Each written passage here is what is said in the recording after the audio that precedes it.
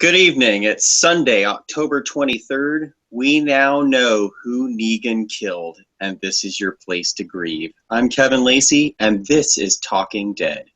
Wait, no, I'm sorry. This is Pucknology Writers Room. Tonight we're going to discuss the fallout from the first 2 weeks of the NHL season and answer some questions sent in by our audience. Yes, if you would like to be a part of tonight's Pucknology Writers Room and are watching live on YouTube, please comment in the Google chat or send in tweets to @Pucknology using the hashtag PucknologyWR. Tonight, the trio is reunited on the panel. Please welcome Drew Weber. What's up, everybody? And I already mentioned I'm Kevin Lacey, so who cares about that guy? And we are all Kevin Lacey. Making his return to the writer's room, it's Ian Reed, your host. Hey, everybody. Thanks for joining us. Sorry about last week. My internet decided that I was not going to do the show. And as much as I wanted to, as much as I tried to watch, it was just not happening. So I apologize for that, but I'm here this week. Just want to take care of a few housekeeping matters because I know I've been crazy lately. So I know we had a poll up on the Pucknology @Pucknology Twitter account, basically asking about the audio feed and if it's too crammed up or what would do. Just based on some feedback we got, I kind of wanted to further explore it. Now, 20% of you have decided that we should remove this very show from the. No. Yeah. Shame on you. The 20% of you that voted to remove this show, shame on you. Overwhelmingly, though, everyone's happy with, from the votes that we had, which was a pretty significant number of votes. People are pretty happy with the audio stream as it is. Now, I kind of want to discuss that because I joke about, being like, oh, you want to kick us off the audio stream? As Fuck Guy says in the chat, F those guys.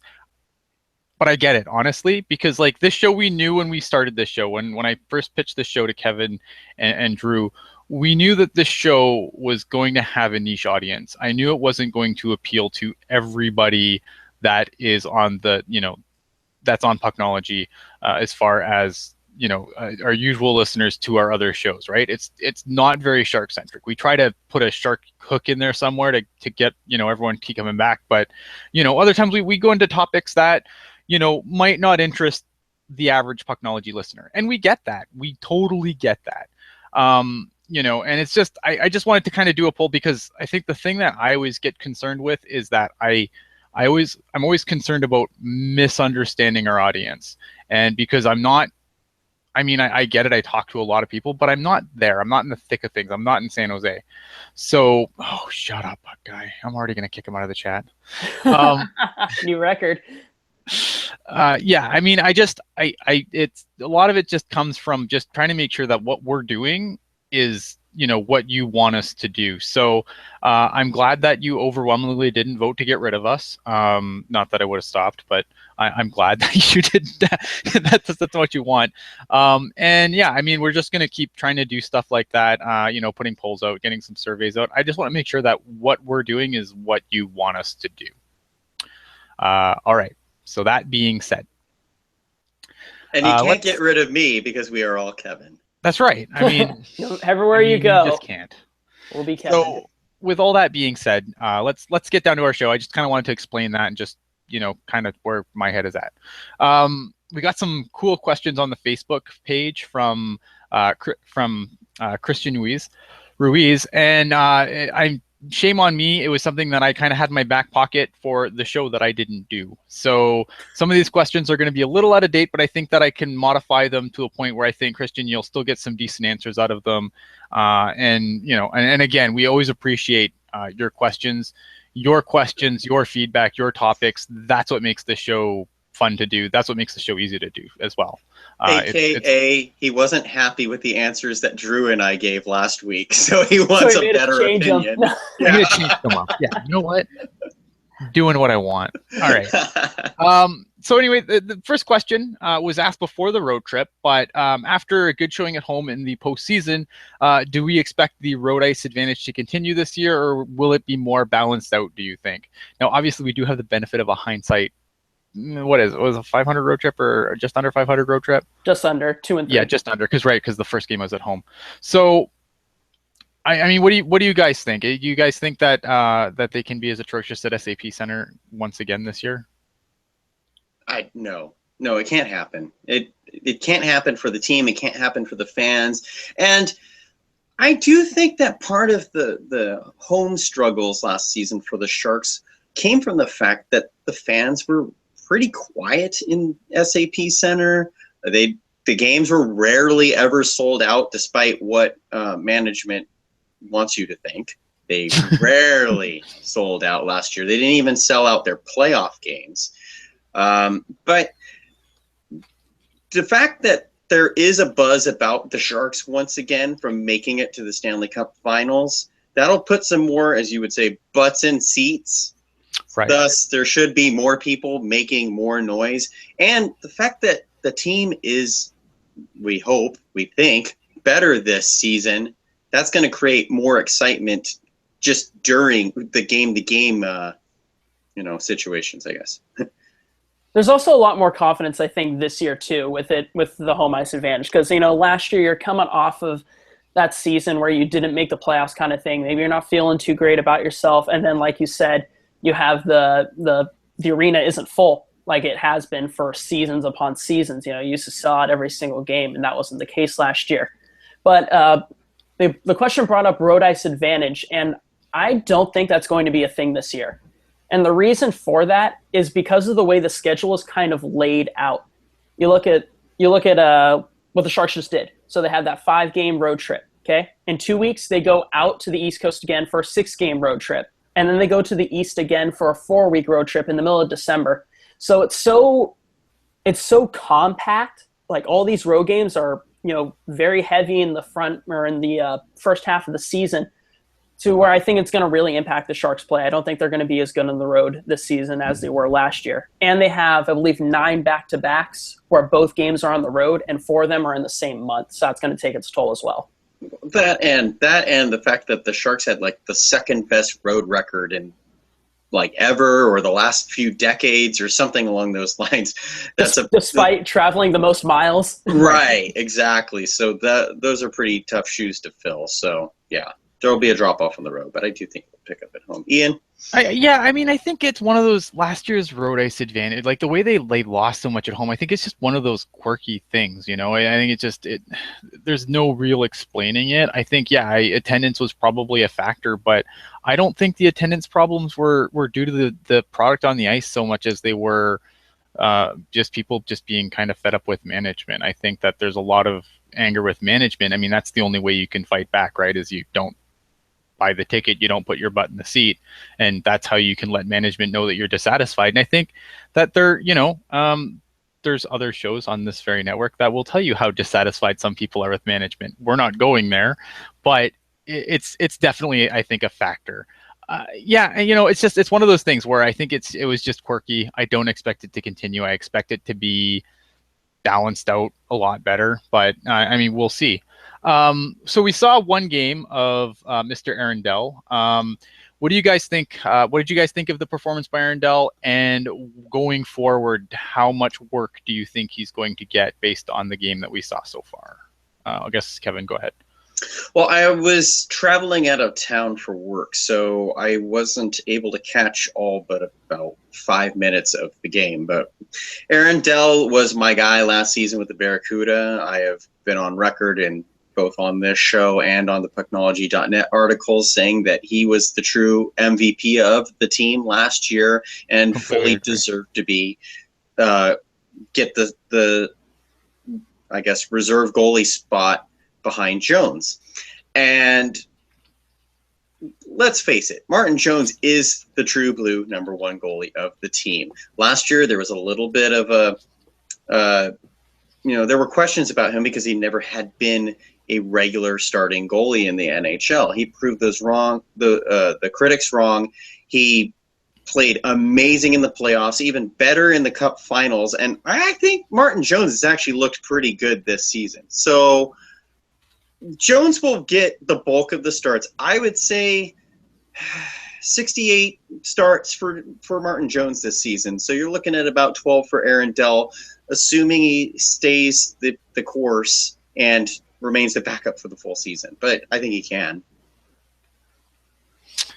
Yeah, I think with when it comes to 14 games. Sorry. when I think it comes to Aaron Dell, I think that I didn't think he was amazing in his first NHL game, but he wasn't terrible either. Like, yeah, I think there was one goal I really, really, really didn't like, and I'm like, that's just, you can't let that kind of goal in the NHL.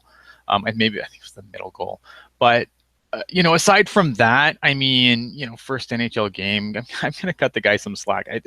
I think that I don't think they're going to want to ride Jones as hard this year. I think Jones is kind of already out to a little bit of a rough start. So I don't think that, riding him out of it is going to be the key to success here. So I think they'll, if they decide if he can play, I mean, obviously we have to make sure that we, take in mind that we've seen him one NHL game. But I think that, if he does continue to perform as well as he performs okay, I don't think he has to be outstanding. I mean, he's a backup goalie. He just needs to come in and win games and give Jones a night off. And if he can do that, then I could see him playing upwards of 20 games. Drew? Yeah, I unfortunately didn't get to see Dell's game either, but I have seen him play a lot in the AHL, and I'm glad he's getting the opportunity to take this backup role. And while winning one game doesn't make you a backup caliber goaltender, because you can just look at Troy Grosnick and see what happened there, it looks like there's a whole lot more confidence in Aaron Dell than there was in Alex Stalock, which makes me think that, yeah, hopefully they can get Jones under 65 starts this year by playing Dell at least 17 games or something like that, because the Sharks do have a lot of back-to-backs this year. Yeah. So even if he gets those starts and then the couple odd ones where Jones just wants a night off kind of thing, I think that's good, and it's better than what we had when we had Stalock. All right, you guys brought up, or we all mentioned how m's games we think that Dell's going to play. What kind of backup do you think Aaron Dell can be, in the sense of, like, can he be an effective 20-game backup like a Scott Darling, or is he more of a 10 to 14, 15-game backup like Carter Hutton? See, it's too hard to say, because what sample size are we judging? Yeah. I mean, I can't give you an honest answer on that, because I haven't seen enough Aaron Dell yet. So I think is when, if Dell can be, if Dell can show over the course of a few games that not only is A, he's a legit NHL backup, and B, he can win us games, then I'm fine with them starting upwards, of 20 starts. But if he's shaky and not good, then obviously we don't want to see him as much. And if he just looks like he can't hack the NHL at all, then obviously when we think of guys like Scott Wedgwood and a few other players that have gone through waivers lately, we might look back and kick ourselves in the butt. Yeah, and right now I'm erring more on the side of a Carter Hutton than a Scott Darling kind of thing. But right. Again, like Ian said, we haven't seen enough of him at the NHL level to really make a call on that. But I've liked what he's done in the AHL, so that's promising. Yeah. I mean, based on his work, and based on what he did in with the Barracuda last year, how can you not like Aaron Dell? I don't understand the apprehension that he's gotten coming in. I mean, I know it's a step back from Reimer. So obviously when you compare to Reimer, it's obviously not fair, because Reimer is an NHL starter. He should be a starter in this league. So I think that's really an unfair comparison to have. I think when you look at, people are like, well, what if Jones goes down? And it's like, well, what team is equipped to lose their starting goaltender?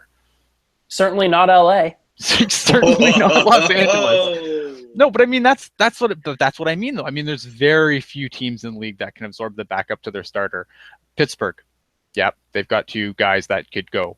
But I mean, maybe you could argue Anaheim was in that category before. Tampa Bay, I think Tampa Bay for sure is in that category, where you have a nice homegrown goalie coming up that's going to supplant the starter. But I mean, last year you're talking like St. Louis, Anaheim, Tampa Bay definitely is in that category, and Pittsburgh. I mean, that's four teams. I can't think of any other team. I like Scott Darling, but I don't think that Scott Darling could carry the water in Chicago for an extended period of time.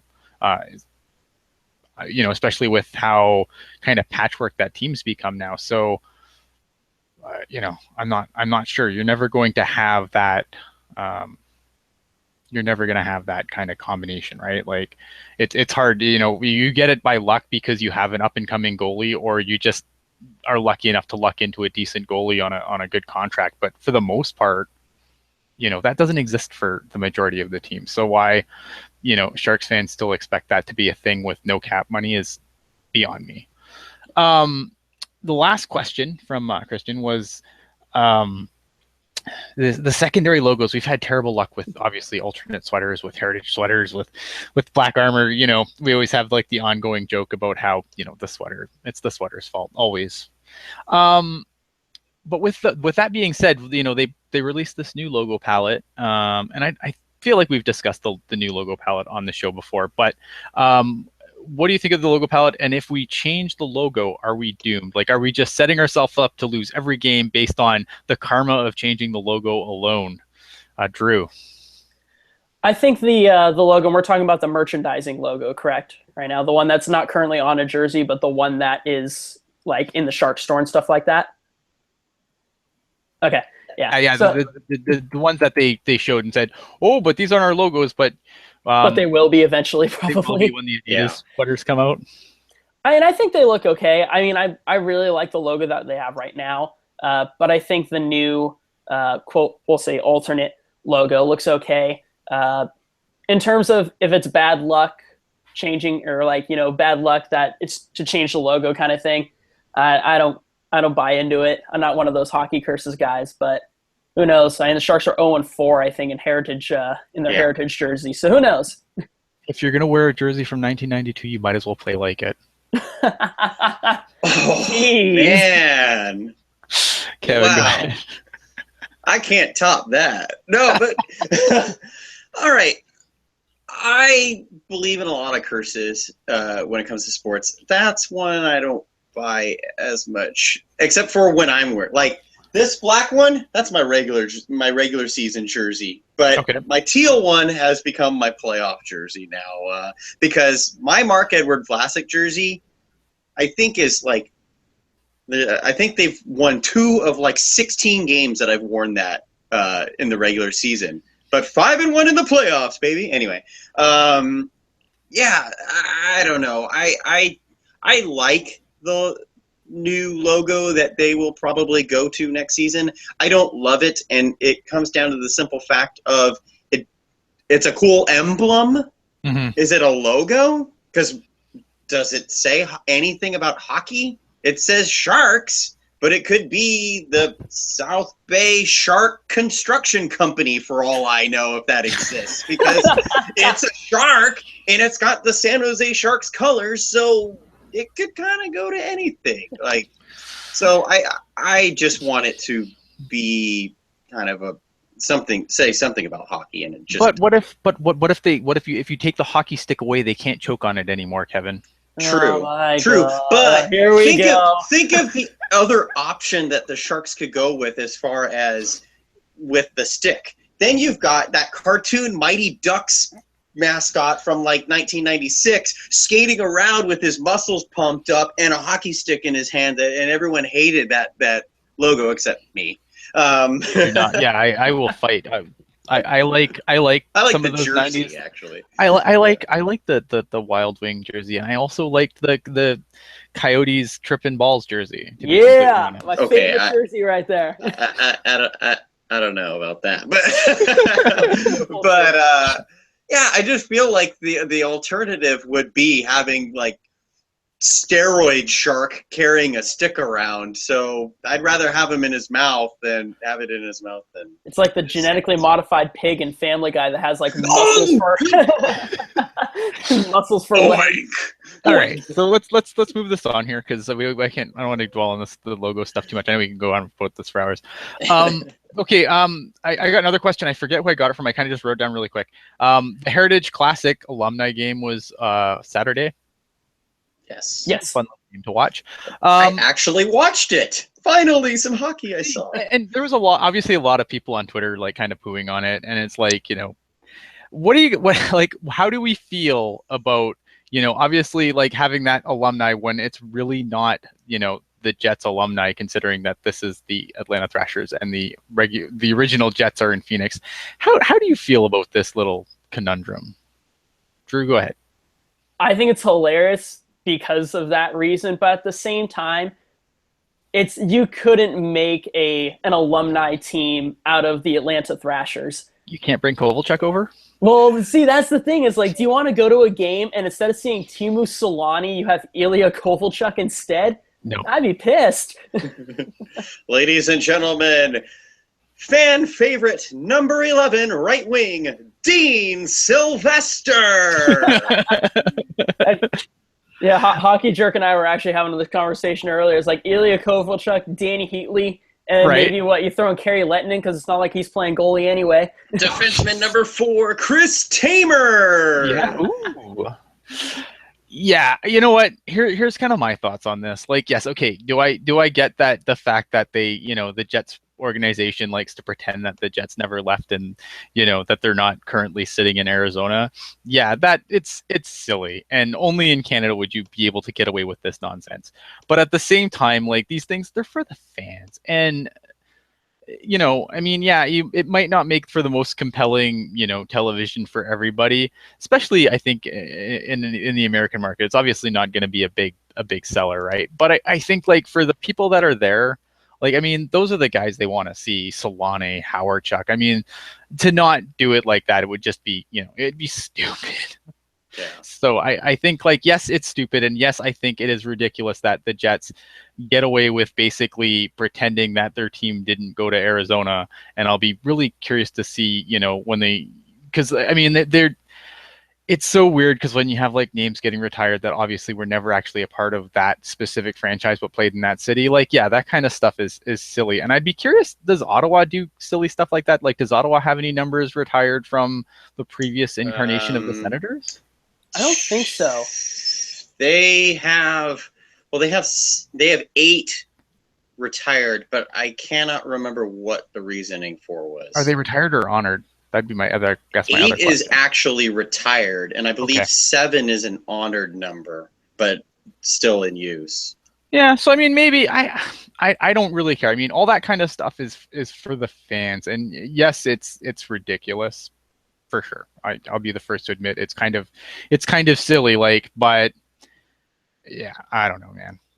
It doesn't bother me though. I mean, like, for those fans, that must have been just awesome to see all those guys that, from yesteryear strapping on the skates and playing the Oilers. When you look back at the history between these two cities, at least, maybe not between these two franchises, obviously, but when you look at, like, teams that have played in those cities, and you go back to some of those playoff series back in the 80s and early 90s, I mean, it was fun times. Yeah. Well, look at the Sharks and Kings Coors Light Classic, whatever the heck that thing was called, the outdoor game at Levi's Stadium. We're the only ones that cared about it. Right. The people in LA and the people in San Jose, the rest of the country didn't care, and that's part of NHL marketing 101. But it was the same thing. The game sucked, and I had a great time. Oh, yeah. I loved being there. I thought it was so cool. It wasn't the game wasn't the reason I thought it was so cool. Just being there and the atmosphere and everything, that's what made it cool. So the same thing with the Jets.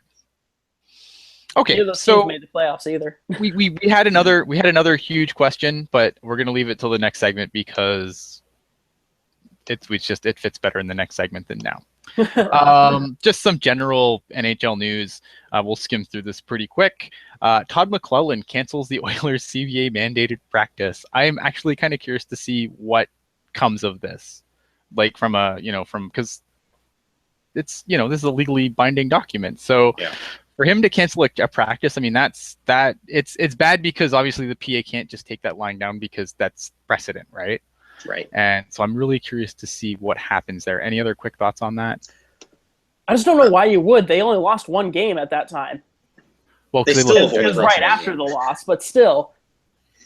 Did you see that game? They looked atrocious. We talked about that on last week's Pucknology Writers Room, how horrible the Oilers were that night. But my only thing about it is, why is there a CBA mandated practice 3 games into the season? Are the guys really that No worn day out off. that fast? Well, because that's what you negotiate for, man. Like if you want, if you get a CBA, you're looking for perks. If you're the players, they want their mandatory days off. They want their health plan. You know, all that same stuff that we would negotiate for if we were unionized workers. So Quick doesn't need surgery. He's only going to be, but he is still going to be out 3 months. And then after that, they lose Zach Goff. So now they have the awesome combination of Peter Budaj and Jack Campbell. Jack Campbell, the supposed to be savior of U.S. hockey, and then never became anything. Right. Yep, that would be the one. Same guy. I can't remember if I talked about this on air or off air, but I'm going to totally expose it now. Jack Campbell, a couple years ago, it came out that someone said, or someone interviewed him saying, why are you not in the NHL already? You're a first round pick, blah, blah, blah.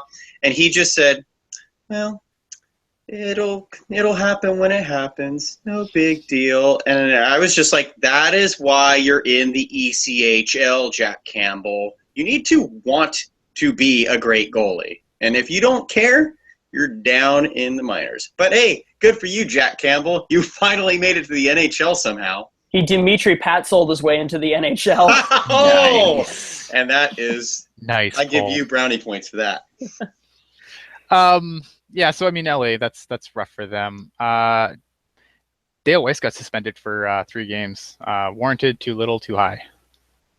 I think warranted. I saw the hit kind of thing, and I don't think there's an intent to hit his head, but I mean, that was the primary contact kind of thing. And who was it? Holzer. You know, Holzer, he kind of slows down, so he gets a little bit lower, but it's not enough to, you know, justify hitting him in the head kind of thing. So I think it's the right call, at least trying to cut down on it and everything. So 3 games, that's fine. Kevin, did you see it? I don't think I haven't seen it.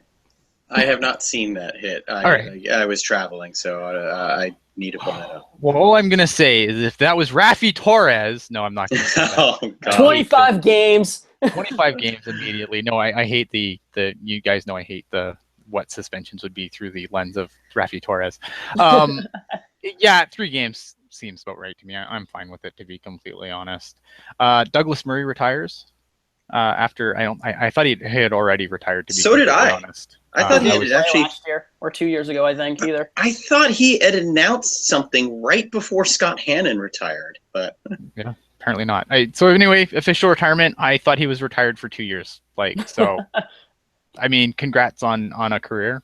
You know, I loved Crankshaft when he was Crankshaft, but at the end, oof, that's rough times. That's okay. But he was Doug 2 second-round picks Murray out there. That's true. Hey, at least he went out with a bang. Kevin, love Doug. Signed yet?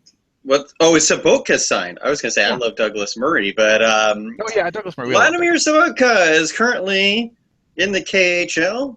He is 250 days away from signing with the St. Louis Blues because it is 250 days away from July 1st.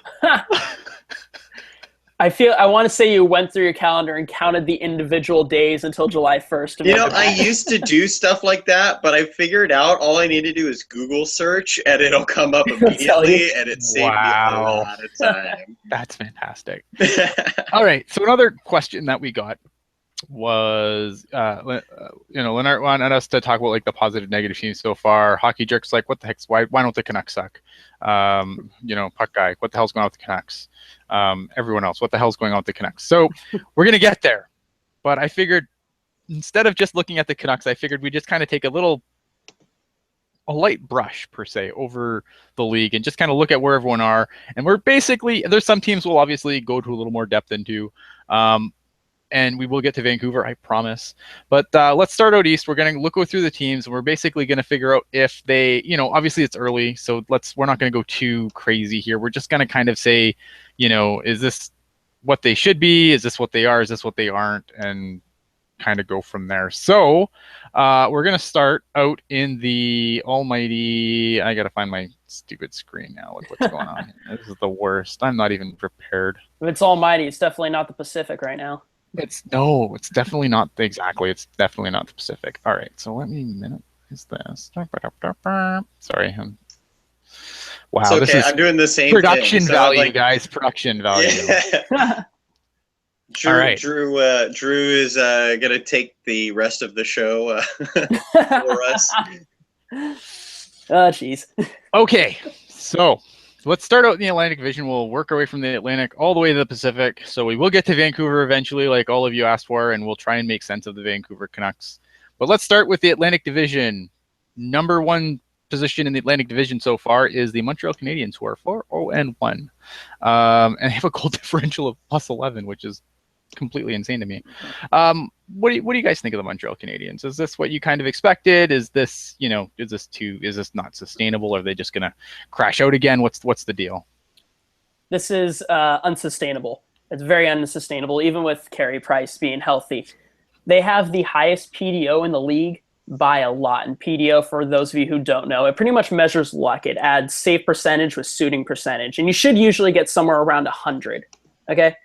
The Montreal Canadiens have a PDO of 108 with a save percentage of 949 and a shooting percentage of 13.2 at 5-a-side. And you can't keep that up. No matter how good Carey Price isn't going to have a 949 save percentage for a whole year, and a whole team isn't going to shoot at 13.2% for a whole year. Those numbers are going to regress, as are the Canadiens. Kevin?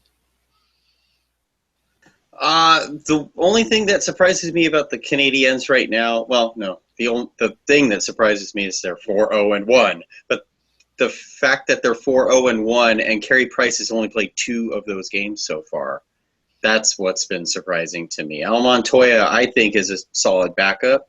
And right now, that's who I wanted for the Sharks as well. And he's proving that the Canadiens don't miss Mike Condon. I wouldn't after last season. Yeah, I was gonna say, really would. I mean, he was bad.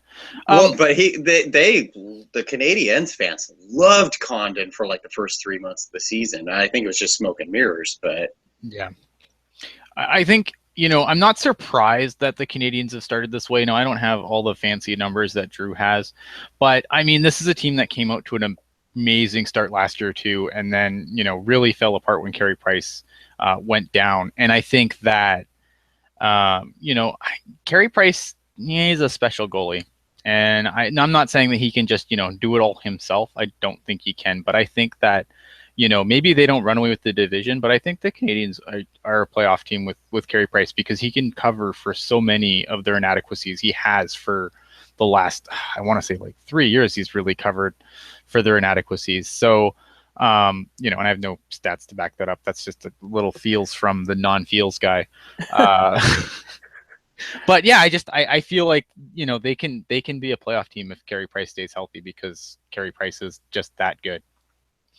Next up is the Tampa Bay Lightning. I mean, Tampa Bay is kind of where I expected them to be. I think Tampa Bay should run away with the East, to be completely honest. They're 4-1-0 so far over 5 games. You guys, what do you think of the Lightning? Good hockey team, very talented all the way around. Good forward core, great defense, awesome goaltending. 2 awesome goaltenders. They should win this division, no problem. I think I picked the Lightning to win the Stanley Cup, so they're right where I thought they'd be. Say no more. Detroit, 4-2-0 so far. They handed the Sharks the rear ends last game. Detroit's doing better than I expected, to be honest. I thought Detroit would be a really middle of the road team, and again, it's early, only 6 games in, but they impressed me against the Sharks yesterday. I really thought that the Sharks were just going to manhandle them. I thought that the cycle, the Shark cycle, would just walk all over them, and they just shoot puck after puck after puck at the net, and that really didn't happen. I don't think it's sustainable. I'm not even sure if Detroit's a playoff team, but they're all right. I mean, they're not terrible. They've got some players that I really like, but man, there's some management issues there now that I think are finally starting to creep up. What do you think, Kev? Yeah, the Red Wings are still in major salary trouble, even if they're not currently in major salary trouble, just because of the fact that they had to put Cronwall on injured reserve. He is injured, but what's going to happen when he comes back? Right. What are they doing with Jimmy Howard? I mean, the teams we've mentioned it before that the teams that could use a goalie can't afford to fit Jimmy Howard into their plans, or any other goalie for that matter. So Detroit really, they're a good team. I don't know if they're a playoff team. They're right on the bubble, but Yeah. I mean, it's to the point where they're starting to lose some of their young promising forwards. Like, they lost Timo Pulkkinen to waivers. He hasn't really panned out for the Red Wings, but they lost him to waivers. They lost Martin Furk, who I thought was outstanding for Grand Rapids last year. Carolina picked him up. Woo! So, yeah. So, the Red Wings, like you mentioned with the management issues, it's starting to seep into all aspects of their team. Makes you. It's funny though, because like you look at that team, and the thing that I kind of draw is like it seems like everything really started to fall apart after they lost Jim Nill. Like, do we agree with that timeline? Yeah, I take it back to Nick Lidstrom. That team will never be the same without Nick Lidstrom. Like a top 5 defenseman all time. Yeah, that obviously does hurt. But I mean, from Jonathan Ericsson's amazing. Yes, yeah. Jonathan Ericsson is totally the next Nick Lidstrom. Oh God, yeah. All right, Drew. Just any thoughts on the Red Wings? I mean, they've been trending down, like I said, since they lost Lidstrom. But they're a bubble team because I don't really think much of the Atlantic Division. Between Boston, Detroit, and Montreal, I think it's a crapshoot who gets that third division spot. All right, so here's a team that I think I expected to be better, and they're not terrible so far. I mean, again, it's 5 games in. The Florida Panthers are 3-1-1 so far. What do you guys think of the Panthers? I think that there's obviously injuries at play here. I think that this team is better than it should be. I like a lot of the moves that they made in the offseason. What do you guys think of the Panthers? Drew, I'll start with you. Yeah, the Panthers, much like Tampa Bay, they're a very well-balanced team. Good forward core, great defense, good goaltending kind of thing. So they're not going to stay in fourth for long. I have them finishing second in the Atlantic Division, only to Tampa Bay. Those Florida teams really dominating, so maybe we should put more teams in there. Yeah, absolutely. More Florida teams. Just have a Florida conference. Florida conference. Kevin? Yeah, because we don't always hear about the Florida teams when it comes to college football. A couple weeks ago I wasn't on the Pucknology Writers Room, and Ian kind of read off my diatribe on the Panthers. But he mentioned how much I love. Yeah, I was going to say, because I actually wrote a lot of negative things about the Panthers. But my problem with them is I still think their blue line is too offensive. I really think they're Dallas Stars 2.0, just with goaltending. Luongo has been very good this season, and I don't even know if James Reimer has played yet, but we've already talked about him. We all like him. But I don't know if the Panthers are going to get themselves into trouble in their own end if they don't have the puck all the time. Yeah. Mm-hmm. Yeah, I really like Aaron Ekblad, but I mean beyond that, yeah, I mean I agree about what you're saying about like their offensiveness on the blue line. It is concerning because you do still need a couple of shutdown guys. Like, it's nice to have a Brent Burns on the team, but if you don't have a Mark-Edward Vlasic, then that's problematic for you. There you go. Slushy Jake with the quick facts. Reimer played against the Tampa Bay Lightning, which they lost in a shootout, and that was his only game. All right. So does he have a sick mask, though? Does it glow in the dark? Does it change colors when it's wet? Is it a robotic cat? Because that'd be the best. God, I love that mask that he had with the Sharks. That's like my favorite Shark mask ever. Boston Bruins are 3-2-0. +2 goal differential. Boston, they're just like a middle of the road team. I don't think they're terrible. I don't think they're great. I think that they're, perpetually going to be a bubble team until some of their players develop more, or and they learn how to draft again. What do you guys on Boston? I don't really, to me, like I said, they're just kind of a bubble team. They're kind of just there. Yeah, I totally agree. They're not much impresses me about the team. They're going to be middle of the road. Like they're as middle of the road as you can probably get in the league right now. If they finish 15th in the NHL in points, that would be, perfect. I want to know what's going on with their goaltending. Tuukka Rask is now out with general body soreness. Ooh. And so they called up Zane McIntyre, who was horrible for Providence last year.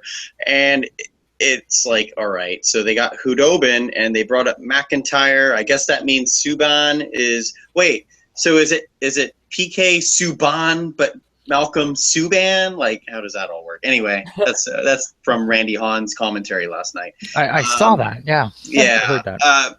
Malcolm Subban is kind of just floating out there. And are the Bruins going to – if Rask is out long term, which I don't think he will be, why not give Subban some starts in the NHL to see what his value truly is? Yeah, I mean, I know they started him in Edmonton last year, I think, when really everything was that was all bad.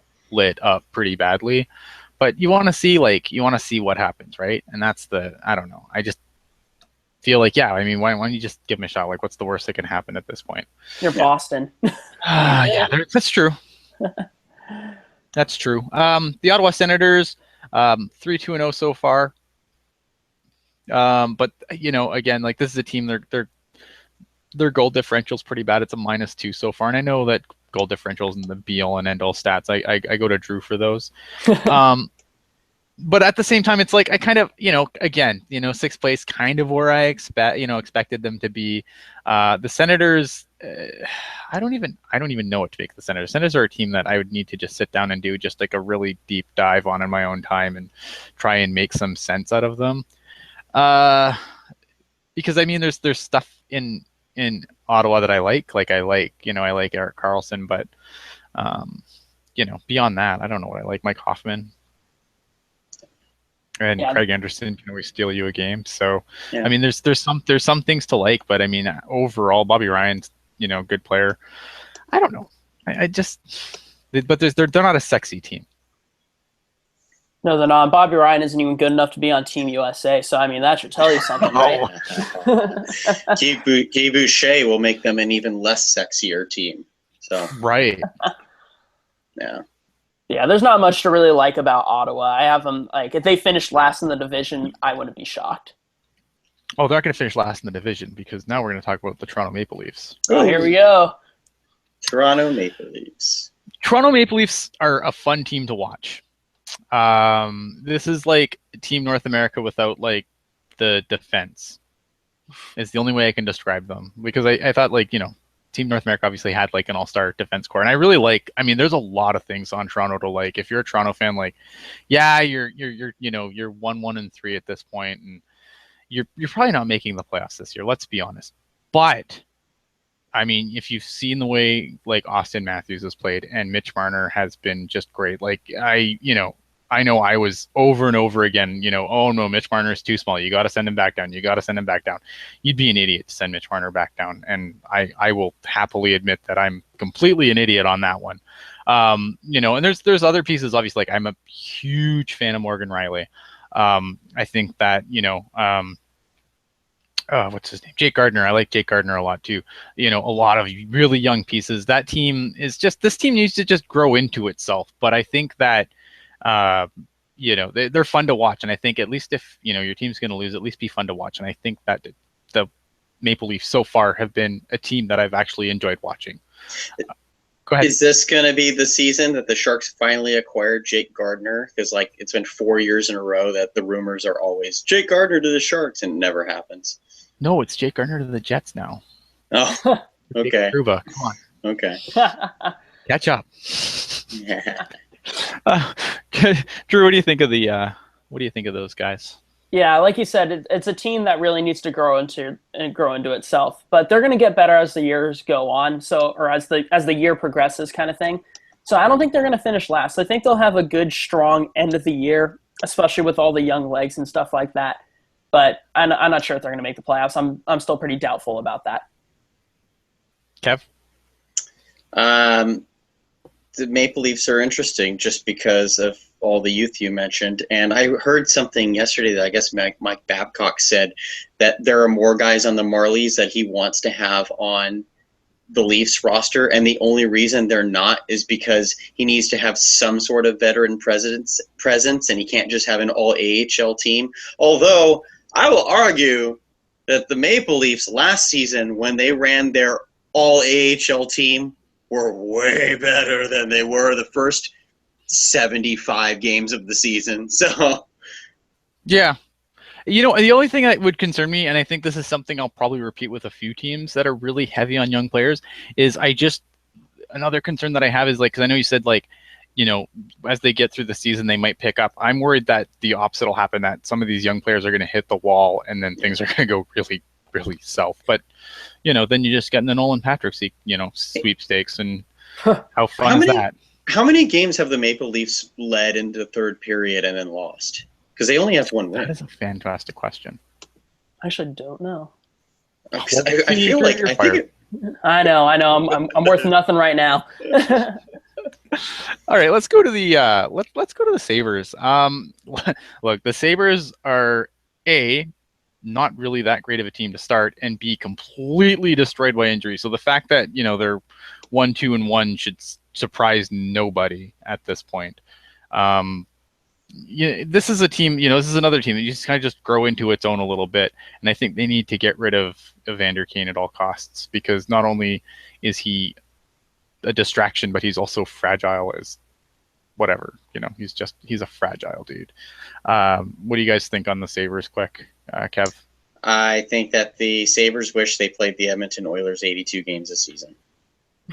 Probably. Yeah. Even though Edmonton's 5-1, that one was Buffalo. Hey, we're getting there. Don't spoil it for everybody. Maybe they haven't looked at the standings yet. Oh, God. Yeah, Buffalo, I mean, they're getting trolled by these injuries. I think they are a better team than what their record shows, but yeah, they're not playoffs. They're going to be bottom of that division, or towards the bottom of it. All right, so let's go to the Metro. Oh, here we go. All right, my team's in here. All right. At the top is the New York Rangers, 4-2-0, and I believe they have the highest goals for in the entire league. No, they do not, but they are really high. They have like 22 goals for so far, and they're a +6 differential. I'm surprised the Rangers are as good as they've been out of the gate. I really didn't think much of this team coming out of the off season. I just, you know, Lundqvist is getting up there, and I feel like, you know, they've wasted his best years. But, you know, they've gotten good play from some players that have been, you know, kind of suspect in the past. So whether that can maintain or not, I'm not sure. But the Rangers are better than I thought they'd be so far. They've really surprised me. What do you think about the Rangers, Kev? Where was this last season when my preseason prediction was that the Rangers would win the Stanley Cup? Yeah, the Rangers have been very good this season. Whereas last year they started off really well, and people seem to forget that because of how poorly they finished. However, their start last season was all Henrik Lundqvist. He was the only reason they were winning games, whereas this season they seem to be a little bit more balanced. Pavel Buchnevich, man, he's been, you know, there was a lot of hype about him, and he's matched it so far. He's looked really good. True. Yeah, the Rangers are atop of the Metro now? Yes. Yes. Oh, okay. All right. Oh, they won today, huh? That makes sense. Okay. No, yeah, I mean, they have looked good. They have good mainstream statistics, good, you know, fancy stats, if that's what we want to call them. And what they're doing seems sustainable. So we'll see how it goes. I don't think they're going to win the division by any means, but you know, they can get a division spot probably no problem. All right. Washington is 3-1-1. They're not scoring as many goals as I thought they would. They've only got 13 goals on the season so far. You know, the Caps are going to be fine. I'm not worried about the Capitals at all. I think that, once they get rolling, they're just going to start steamrolling again. So I'm not surprised that they're where they are in the division. I think that there's like a good 3 teams in this division, and there's a really significant drop off, and the Capitals are above that cutoff line. Drew, what do you think? Capitals are a good hockey team, plain and simple. Kevin, what do you think? I'm gonna need to double check some things, but I think the Capitals have changed a little bit of their core of the bottom 6 forwards, and so they might just be kind of trying to adjust right now. Right. Caps will be fine. Yeah. Pittsburgh, 3-2-1, considering that they are missing Sidney Crosby still. I don't believe Crosby's played yet, has he? Am I wrong on this? No, he has not played. So Crosby hasn't played yet. They're still without Matt Murray, although, it's not like Marc-Andre Fleury is a slouch in the regular season. It's the playoffs where he becomes playoffs are his kryptonite, let's be honest. So, again, Pittsburgh doing well doesn't surprise me.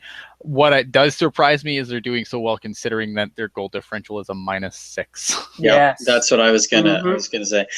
Drew, pull up the Justin Schultz stats, because I still really am not a big fan of Justin Schultz. So I'm looking at that -6 goal differential, and I'm like, Schultz, what, -10, -12 right now already this season? Let's see.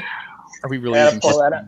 But yeah, that was one of the things I noticed, is that Pittsburgh is dead last in 5v5 goals for percentage. So the fact that they're as high as they are, despite that, is impressive. And despite, not having Crosby, not having, I believe Letang's out. Right. Yeah, I mean, they're missing players, but they're still getting it done. So I guess kudos to them. I didn't like the game that the Sharks played against them. I'm looking forward to the next game that they play. Hopefully, me too, because I'll be there. Hopefully, we'll see a different result. So, moving on, the Islanders. I think. See, I feel like when I look at this division, I don't know what to make of the Islanders anymore. Their additions and subtractions are not great. Like, I feel like sometimes I think I put this team on a higher pedestal because it's a team I really want to do well, but I don't know if they're, if they actually are built to do well. I know some people don't even have them as a playoff team this year. 3-3-0, same record as the Sharks, but what do you guys make of the Islanders? Because do you think that the Islanders going into the are going to be a playoff team when this is all said and done, or do you think that their additions and subtractions were too lopsided in the subtraction side? Kev, go ahead. Absolutely, Mr. @AJ_Strong was giving me a little bit of crap because I said the Isles were my dark horse as Stanley Cup contender this season. Now, mind you, I'm not saying the Islanders are winning the Stanley Cup. I already said the Lightning are winning the Stanley Cup. Right. What I'm saying is the Islanders have that kind of potential that if they make it that far, it shouldn't be that much of a surprise. What I think with the Islanders, though, is they've been 3-3 right now, and I think what would be best for them, honestly, would be 1-5, because I don't think the Islanders get to that level with Halak or Grice in net. Despite the fact that they're fine goalies, I think they need a star goalie to get that team to the next level. True. Yeah, the Islanders are a very interesting team. One of those teams that doesn't really have much of an identity right now. And I think they're going to be better than second to last in the division. But yeah, they're interesting. Not sure what to think of them, really. I'm trying to look up something, because there's something that, like, I feel like the Islanders, the one thing that was kind of frustrates me with the Islanders is they've never really had that many great players to play with John Tavares. They played Tyler Kennedy with him, I think, one time. There you go. See, like right now, I think like he's been playing. I'm just looking at the some of the most recent games, and it seems like he's been playing a lot with like Jason Chimera for sometimes, and Andrew Ladd. And I just feel like, why can't they put some younger guys, like some guys that can actually move their feet on the line with them? They've never done that. Not that John Tavares is the fastest skater ever, but I think skating's gotten a lot better, though. It has gotten a lot better. I'm not saying he's a terrible skater. I'm just saying, it's not like you want to put, a Tarasenko on his line. But you should get him something younger and more, fleet of foot to play with, I think. Yeah, right now it looks like he's centering Ladd and Josh Bailey. Right. So, Yeah. I don't know. yeah, I just going back to, sorry to bring that back up what I said. I just think that if the Islanders continue to be okay, they'll stick with Halak and Grice, and then they'll just still be okay. No, that's the thing I worry about with them. But who you get? Like, I mean, the goalie thing is. If I'm them, I make a push for Bishop, and I don't think that Tampa Bay is going to get rid of him because I think they're cup or bust. And if they're cup or bust, even if you lose Bishop in the expansion draft, go for it. But I think the Islanders need to go for that caliber of a goalie. Yeah, that makes a lot of sense to me. Philadelphia Flyers 2-2-1. Philly's another team where I really like what they have. Ron Hextall's done a hell of a job since taking over. He's really, he's the one thing I credit for is he's really stopped them from being, this is a team that once upon a time, let's say in the 2014-15 draft, he would be the guy that would go after a guy like Lawson Krause with the the overall pick that they had, instead of taking a Provorov, right? So, I think I give him a lot of credit because he's built up a hell of a blue line. That blue line prospect pool is so deep. And he's done a lot of other good picks too. And I think when he can get out from under some of these longer term deals, this team is going to start easily running away with the Metro division. But unfortunately, there's some deals, some contracts that he just can't get out from under yet. But when he does, this team is going to be phenomenal, I think. So I'm not surprised where they are. I think they're going to be a middle of the pack bubble team right now, but they've got a future. Exactly. Yeah, the Flyers are definitely trending up. They have 2 above-average goaltenders in Mason and Neuver. The future D-pairing of Gostisbehere and Provorov is going to be one that may rule the NHL for ages. Who knows?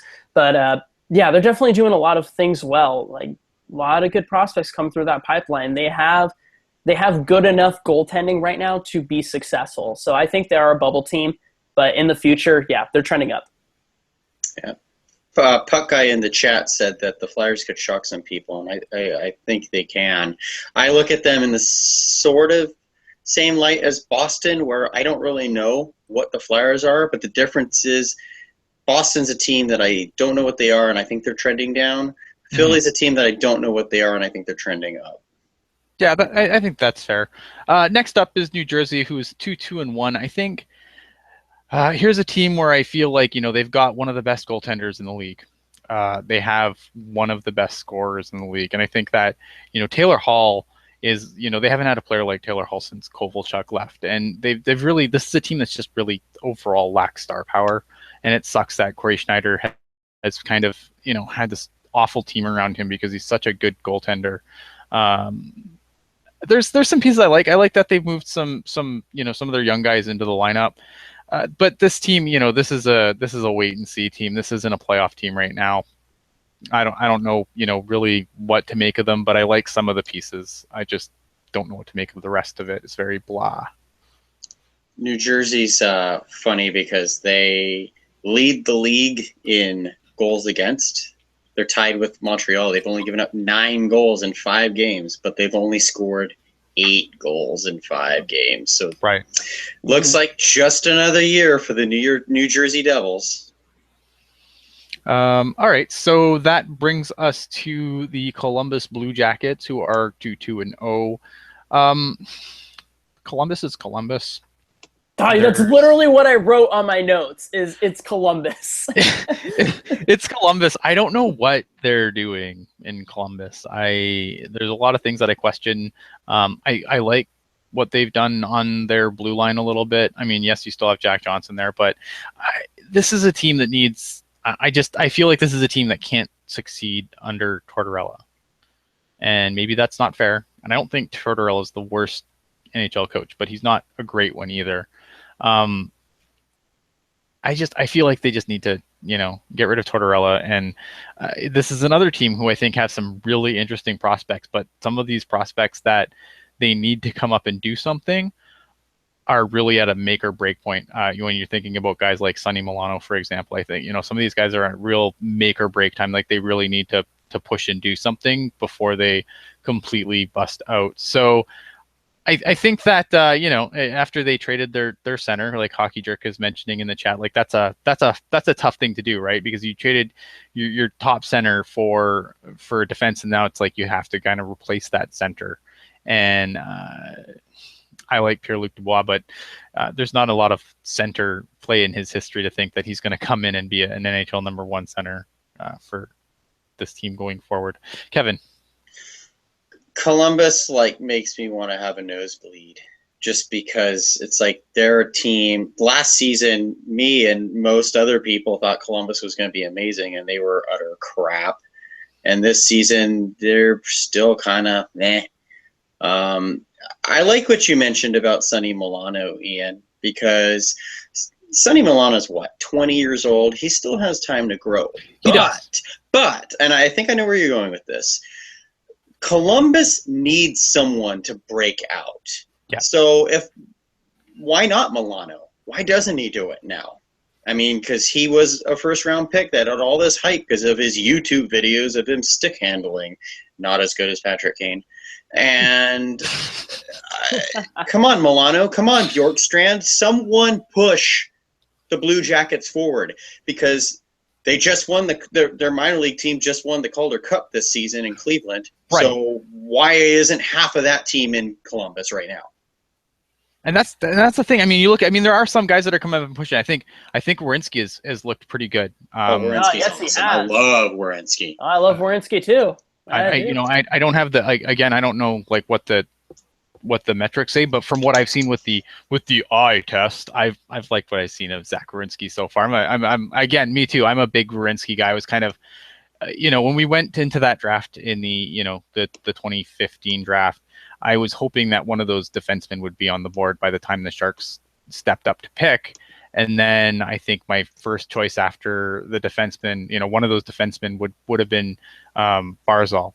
And, unfortunately, there was no defenseman on the board after we came up. And I don't hate, you guys know that I'm a huge Timo guy. But, man, I look at Barzal and I'm why didn't we get Barzal? Zach Werenski doing very well. Has a 56.3% Corsi for percentage in 5v5 close situations. That's pretty good. Yeah. Okay, so let's go. Who's left? Carolina. Woo! Tell us about Carolina. All right. Carolina Hurricanes. Doing terribly in the standings. However, they are the #2 team in possession this year so far. And that is a good metric to have on your side, those possession numbers, especially with someone like me. The thing that's killing them, though, is that Lack and Ward have a combined .873 save percentage at even strength, and that is killing them right now. And we knew it would kill them. Lack and Ward are not the two goaltenders you really want in your net. So hopefully Nedeljkovic is ready, sometime soon, please. But I don't think Lack and Ward are .873 bad. They'll be below average, but they'll be above 900, and I think that's going to help the Hurricanes out a lot. Yeah, I completely agree. Kevin, what are your thoughts on the Hurricanes? I think it was absolutely devastating what happened to Florida and those poor people. Oh, those Hurricanes? Oh, geez. Oh, man, I don't know what's going on with those Hurricanes because, oh, man, I expect better. That's all I got from them. I expect better. Yeah, I think I expected them to be a little bit better. I think that, and they could. Again, we're early in the season. I think they can start making a move upwards in the charts, right? All right, so let's move on to the Western Conference. At the top of the Western Conference, in the top of the Central Division is the St. Louis Blues, and this surprises me because I thought, St. Louis, this was a team that I thought could take a step back. I wasn't too high on the idea of Jake Allen without the safety net of Brian Elliott, but I mean, it's too early in the season to really judge that aspect of it. So I think that is the only thing that kind of surprises me about the Blues. I mean, look, this team can do stuff. I mean, this team has players that can score. You've got Yakupov now, who obviously can put the puck in the net. Maybe not the most highly respected thing. But I mean, you got Tarasenko. I mean, it's not like these guys can't put a puck in the net. So I think St. Louis, yeah, they're a little bit of a surprise so far, but I didn't expect them to be out of the playoffs. I just thought they'd finish, lower.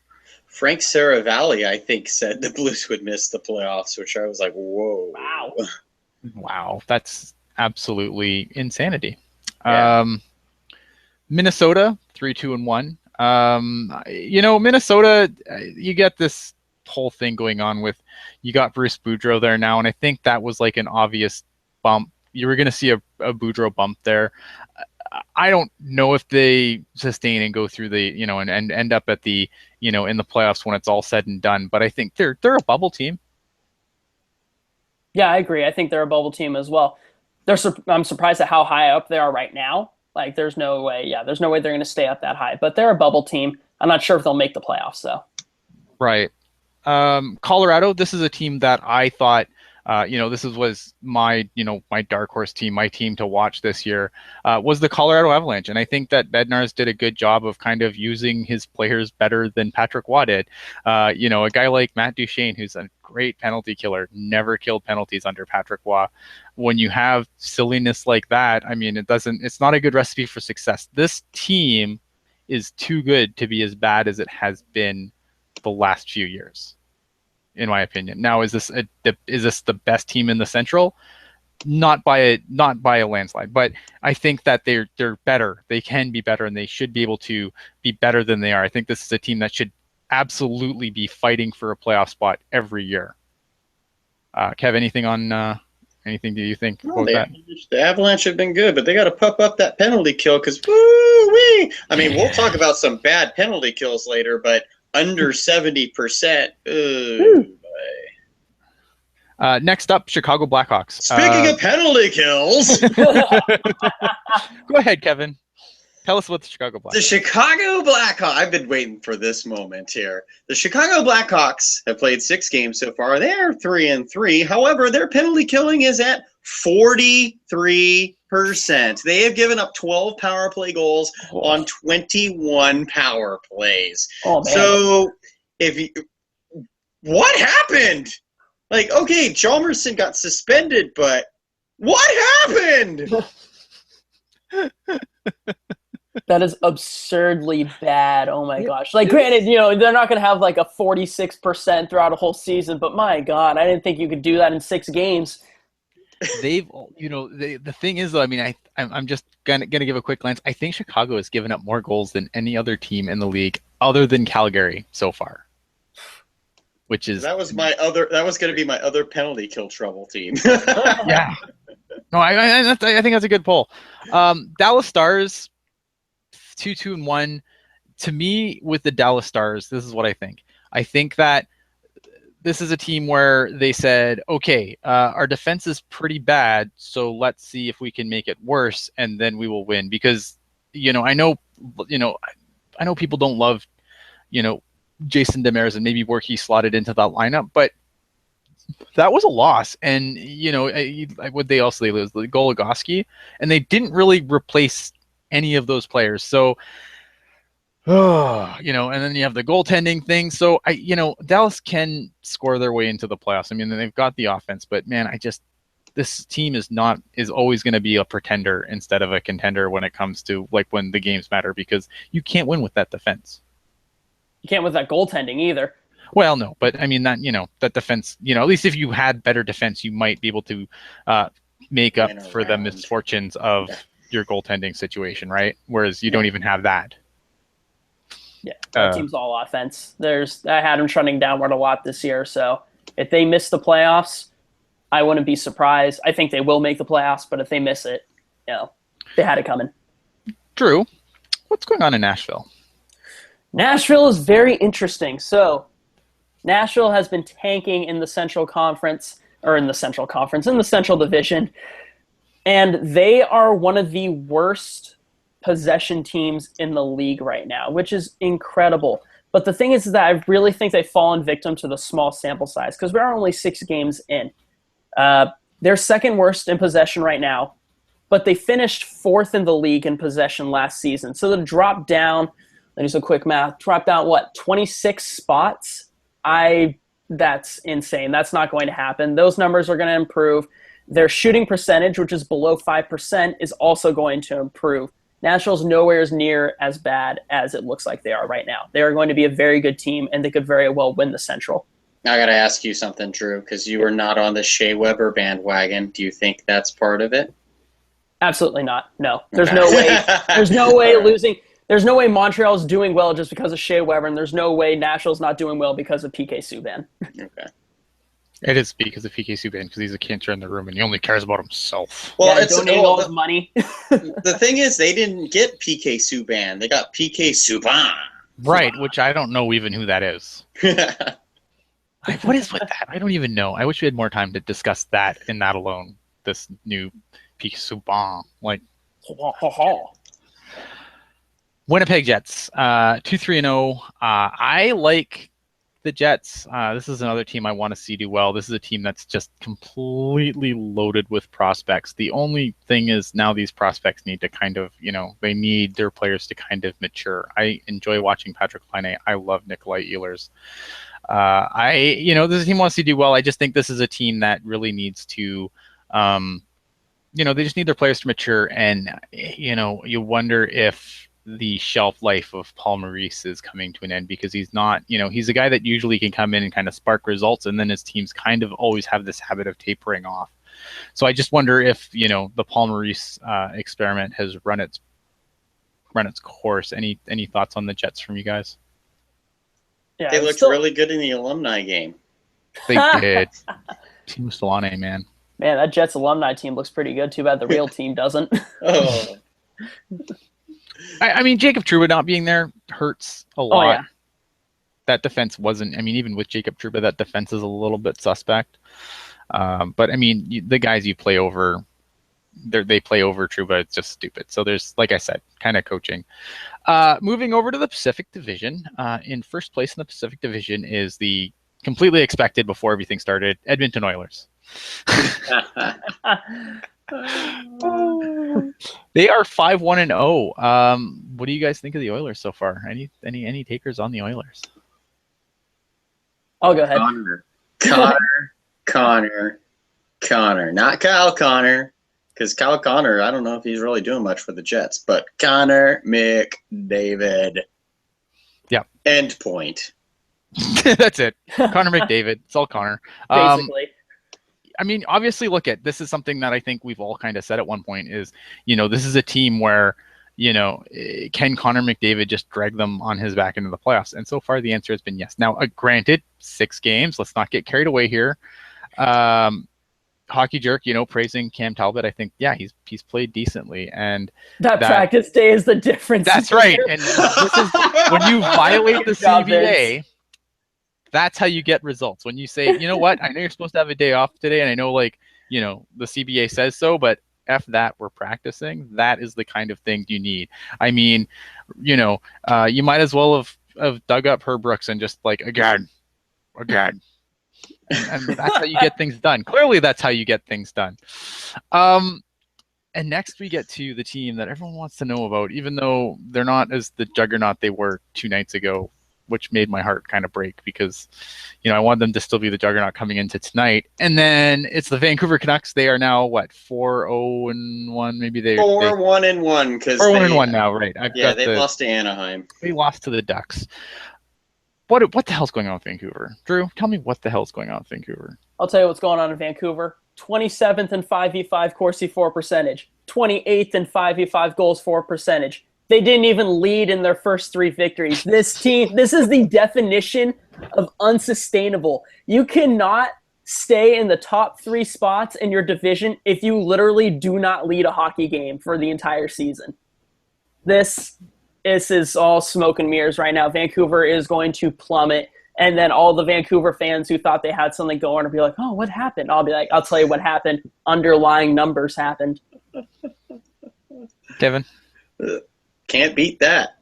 Yeah, what else can you say? Look, the Vancouver Canucks, I'm not buying into this, this hot start that they're on. I don't think that the rest of the Pacific is going to be this bad forever.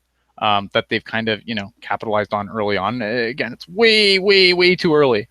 But yeah, the rest of the division isn't going to be this pathetic forever, and the numbers are going to catch up to the Canucks. And I mean, it's already started. We've watched them lose their last 2 games, and it's not like they lost to stellar teams. I mean, not that they lost to the Kings with, I think, their 6th goaltender in net, and then they just recently lost to the Ducks, who are probably legitimately heating up.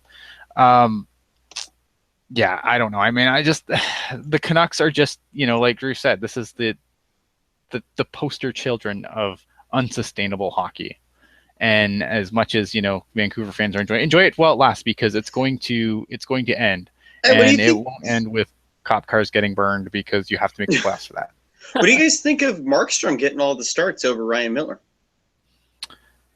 It's working for now. Yeah, I think Markstrom, he's a guy who's finally started to come into his own at the NHL level, and I feel like, I mean, that's the guy, right? I mean, Miller's got, I think, 1 year left on his deal.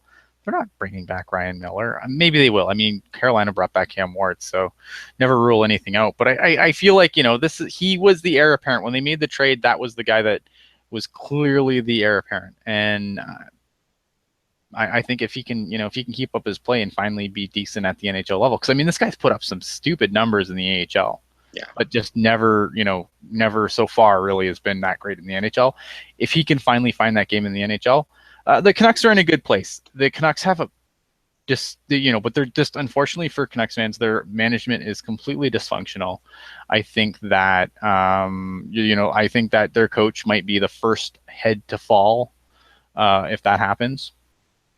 And which is a shame, because I actually like Willie Desjardins. I do too. And I think the problem is up above. I don't know what they're doing. Like the GM, I don't know what he's doing. Some of the moves that they've made have been head scratchers. I know we've discussed that on different, on recent shows. I mean, this is a tire fire, and they need to fix management before this team is going to do anything. Any last thoughts? No. All right. The next team is your San Jose Sharks, 3-3-0, 6 points. Hey, when we can't keep the puck out of the net. What are your thoughts on the Sharks? Are you guys I'm a little shocked. Honestly, I thought they'd come out of the gate better. I knew the road trip's kind of sucky, and I don't want to stretch too much on this because I know we're obviously pushing their time as always. But it is the Sharks. We have to discuss a little bit here. I don't know what the hell's going on with the Sharks. I feel like I haven't really been overly impressed with Martin Jones so far. And this is not me just putting all this on Martin Jones. I just haven't really been impressed with him so far. I think the problem is a lot of the players who you expect to be better haven't been better. I thought that second line was really good to start. It's kind of tapered off. And it just, I don't know what it is. It just seems like they're missing something. They've come out flat on a couple of occasions now. I thought in the Rangers game they came out flat. I thought last night they came out super flat. And I don't have an answer for why that is. Kevin, tell me why. Tell me what's going on with the Sharks. And are you worried? Am I worried? If you're worried, tell us. I'm not worried. And actually, I'm kind of sickly pleased that this is happening. Only because I think that Sharks fans, for one, got too big of a head from making it to the Cup Finals. Yes, the Sharks made it to the Cup Finals. We should be happy about that. But that doesn't mean that the Sharks are going to go to the Cup Finals this season. They still need to put in the work. And for the Sharks themselves, we've seen it in the past where in 2009, they were easily the best team in the league. And they got knocked out pretty easily out of the first round of the playoffs because they got big heads. Mm-hmm. Yes, a lot of the team is different than it was 8 years ago. But the core is still there. And so if the Sharks are 3-3, that'll get them refocused later down the line. I don't want them to be winning, and then fall flat in February and March. Or April. No kidding. Yeah. Drew, what's your thoughts on the Sharks? See, I'm not worried at all, actually. This I actually expected coming out of the gate. And here's why. I know Laurel is like, how long can we spin the tired from the World Cup of hockey excuse? Well, I'm gonna spin it a different way. The chemistry hasn't developed yet, because you look at the Sharks' top six, which has admittedly looked flat. All of them played in the World Cup, basically. Actually, every single one of them did play in the World Cup except for Hurdle. Okay, so you have Thornton, who was at the World Cup the whole time. You had Bacher, who was at the World Cup the whole time. They come back. Training camp is basically over. I think they play in one preseason game. They play at home and then immediately head out onto the road. And when you're playing on the road, you don't have many practices. And the practices that you do have typically aren't that difficult. So I think it's a consequence of having the short training camp without, for the most part, without your top six, basically, and, a lot of your defensemen. And then you go out on the road where you're spending all this time traveling as opposed to practicing, kind of thing. So I think once the Sharks get a real good homestand, and maybe this 3 games will be enough for it, that we'll start seeing them come together and they'll be the same dominant team they were in the playoffs last year.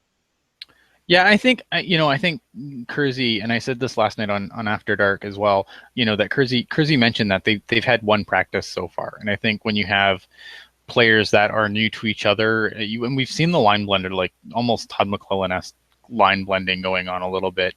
I think a few more practices obviously is going to help. I'm not worried yet. Like, I think, the only thing that I would be concerned with is I feel like Jonesy's been kind of playing a little deeper in his net than I would like on some of those goals. And I think that's problematic, but it's way too early to burn it down or be upset, or it's early in the season. If some of these other teams can turn it around, obviously the Sharks are going to turn around too. And I think being at home again, it's going to help things, because they got to get their mojo going, because they have a couple of really tough road trips before the end of November.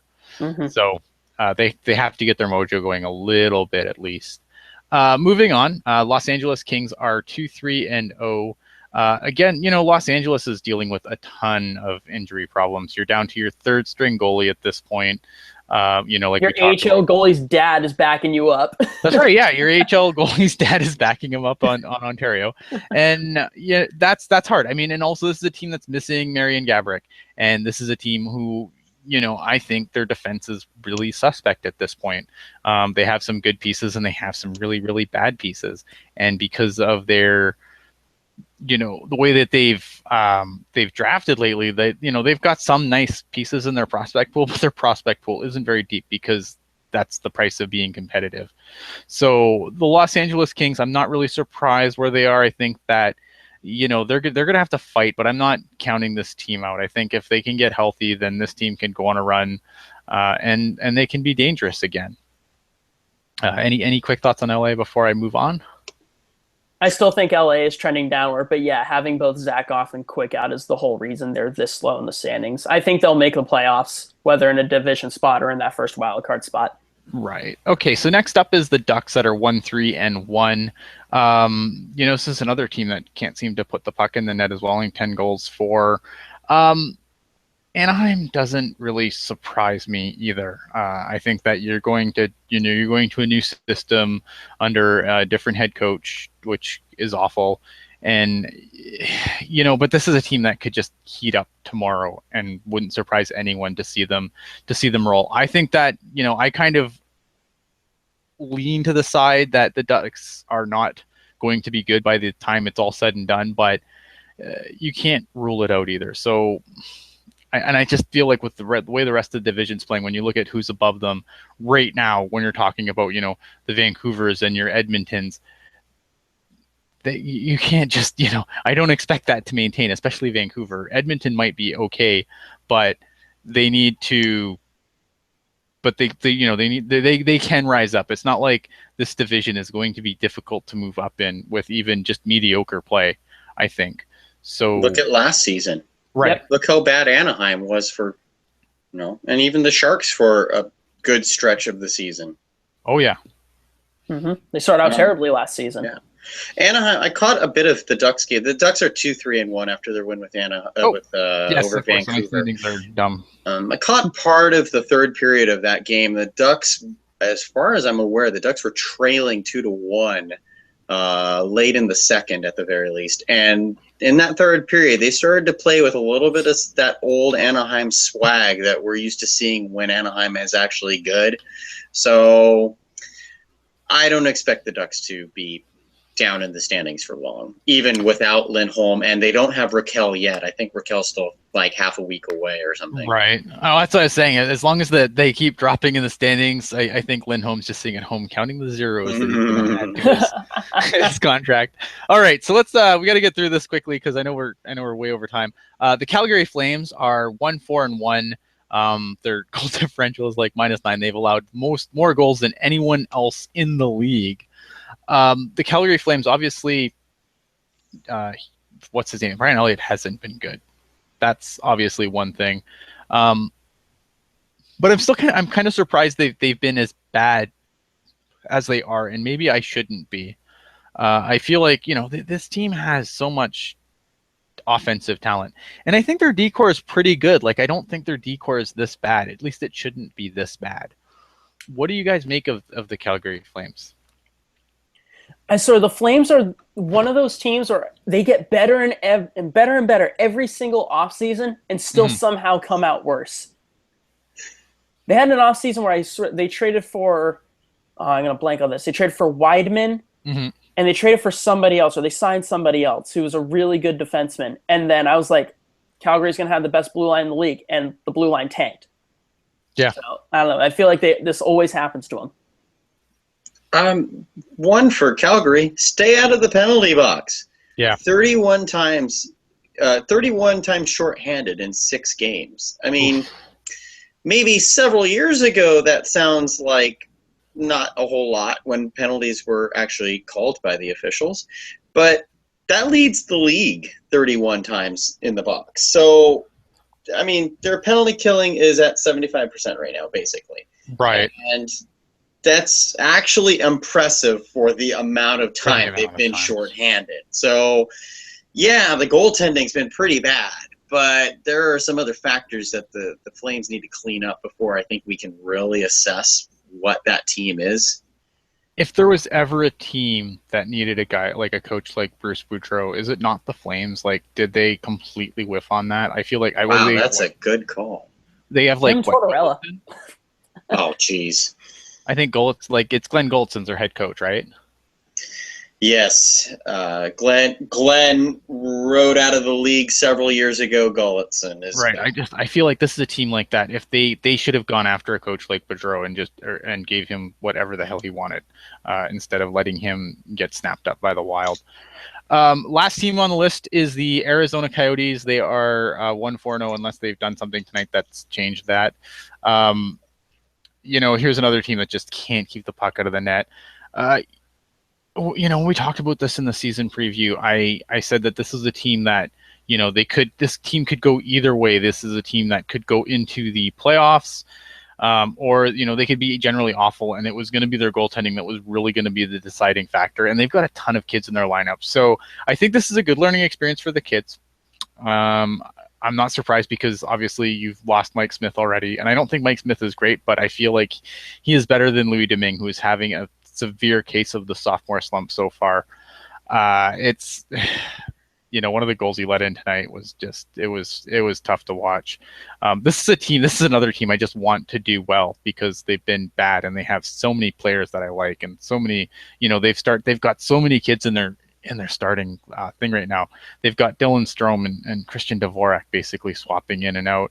I don't know why if I was the Coyotes, I would probably move Christian Dvorak to the AHL or move Krause.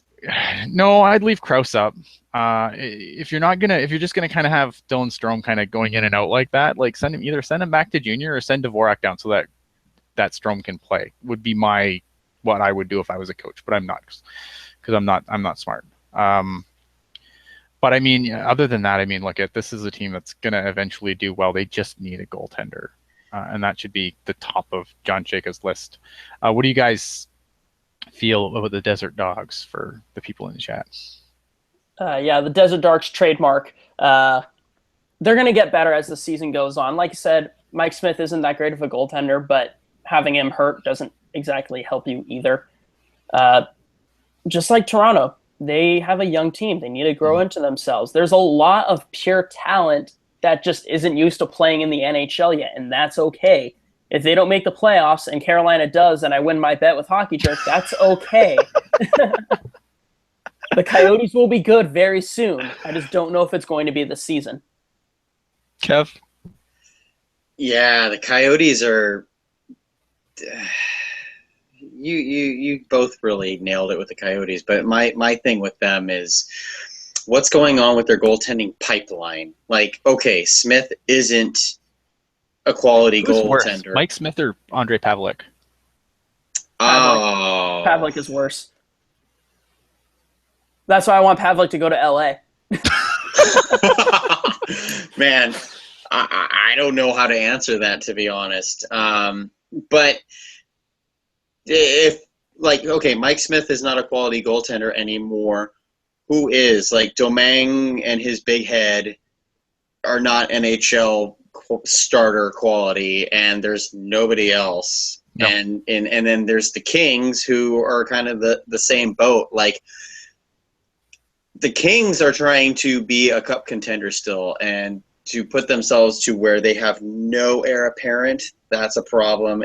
Whereas the Coyotes are trying to build themselves up, and they have no heir apparent, and that's also a problem. I don't know what's going on with those guys, but if even Mike Smith could get them to be reasonably good, and without him, oh man. Yeah, I feel for Coyotes since I really thought, like, and again, it's early. It's, there's only so much you can draw from 5 games, and we're supposed to be the smart show, but here we are with our short sample sizes. Yeah. So anyway, that's the show for this week. I hope you enjoyed our little dive across the league. I hope that if you asked a question, I hope we answered it to your liking. And you can always ask us questions. You can DM it to me. You can tweet at me, or you can tweet at Kevin, or you can tweet at Drew. They like getting tweets too. Just tweet it at us. Let us know your questions. We are more than happy to answer your questions on air. I would rather answer your questions on air than make up a topic that I've decided you're going to have to care about this week. So please keep the questions coming. You can tweet them at me. You can email them to me as well, ian.blogs.sharks@gmail.com. Aside from that, if you enjoy the show, please subscribe to our channel. Also, if you want to take our shows with you, please subscribe to the audio stream on SoundCloud, iTunes, Google Play, Stitcher, Grindr, Tumblr. No, I don't know where we're everywhere now. MySpace. I'm sure we're there too now. So do that. Subscribe, please. Make us feel important. Final thoughts, Kevin Lacey. Well, I want to start a weekly thing where I bring up something completely random about hockey. But I'm sorry, Kevin. It's okay.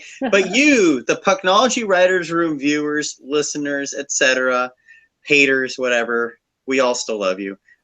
I need a name for this segment besides weird shit that Kevin's going to talk about. Tonight, I'm going to talk about... You're so close to not getting the E. I know, and I had to do it. But Alexei Kovalev is back, sort of. Not really. But Alexei Kovalev is the head coach for EHC Visp in Switzerland's B League. And apparently they got to an injury situation to where Kovalev had to actually dress for his own team that he coaches, and he actually had an assist and 14 penalty minutes, because that's the Alexei Kovalev that we remember. He got a hooking penalty, and he got a checking from behind and an automatic 10-minute misconduct for that. So anyway, welcome back, Alexei Kovalev. Drew, final thoughts. Well, my name is Drew Weber. You can find me at puck_over_glass on Twitter. And hey, at least the Carolina Hurricanes have good Corsi numbers. Take that, hockey jerk. Kevin. I'm at Kevin Lacey 22. You can find me wearing a turtleneck at this Thursday's Sharks game versus the Blue Jackets. I shouldn't be that difficult to find because there's only 2 people in that building that actually wear turtlenecks, and I am one of them, and I'm way cooler than that other guy. All right, I am Ian Reed. You can find me on the Twitter at iReadPucknology. Basically, because of my schedule, I've really cut down what I'm doing. So the only places you're really going to find me from this point forward until things calm down, which will probably be never for this season, is you will find me on any weekend edition of After Dark is probably where you'll find me. And you will always obviously find me on this show. I may still write some stuff when I have time, but right now I have basically no time to do anything. And but I love doing this show. So look forward to, obviously doing more of these shows. If there's, again, anything that you guys want to, anything you guys think we should do, talk about, whatever, let us know. Aside from that, we've ran way too long as always. So have yourselves a delightful evening. Goodbye. Why did